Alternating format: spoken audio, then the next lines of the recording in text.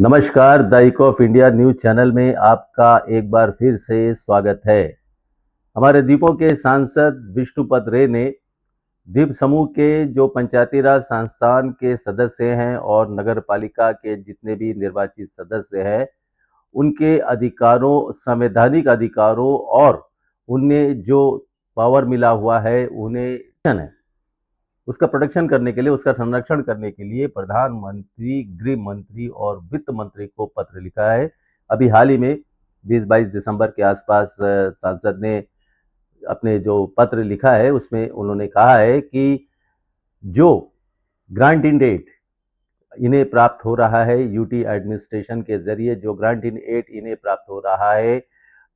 विभिन्न विकासीय कार्यों को करने के लिए, उन विकासीय कार्यों के लिए जो ग्रांटेड एड इन्हें मिल रहा है, वो एड के लिए जो नियम बनाए गए हैं, जो प्रक्रिया अपनाई गई है, हर छोटे छोटे कार्यों के लिए गृह मंत्रालय का अप्रूवल और ये सब की जरूरत पड़ती है। तो इससे यहाँ के जो विकास कार्य है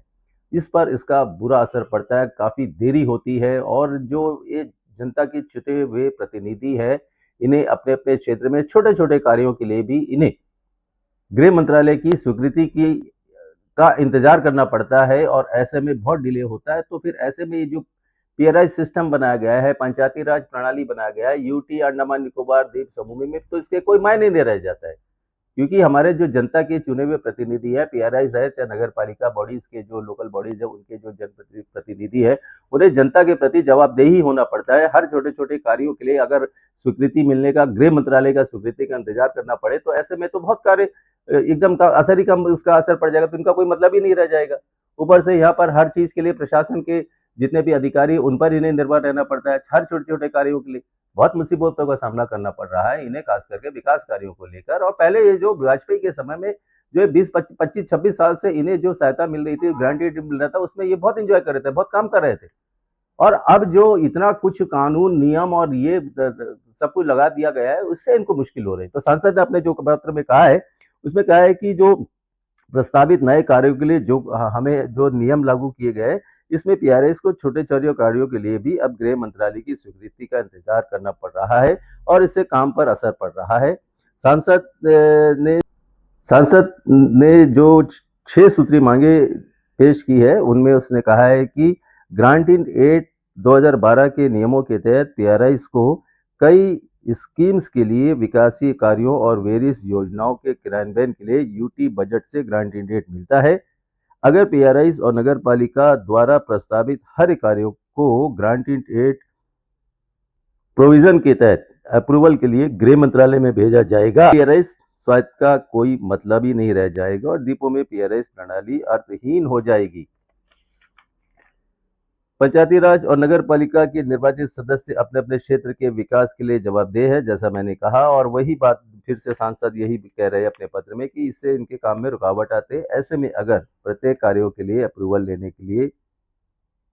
जो रेस्ट्रिक्शन है वो लगा दिया जाए, तो इससे निर्वाचित सदस्यों का जो मनोबल गिरता है और पीआरआईस प्रणाली के मूल सिद्धांत पर इसका सीधा असर पड़ता है।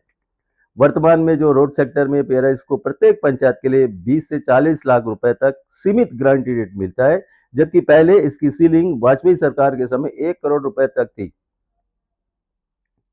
स्थिति की गंभीरता को देखते हुए सांसद ने प्रशासन को इस दिशा में सही स्पष्टीकरण देने व छूट देने का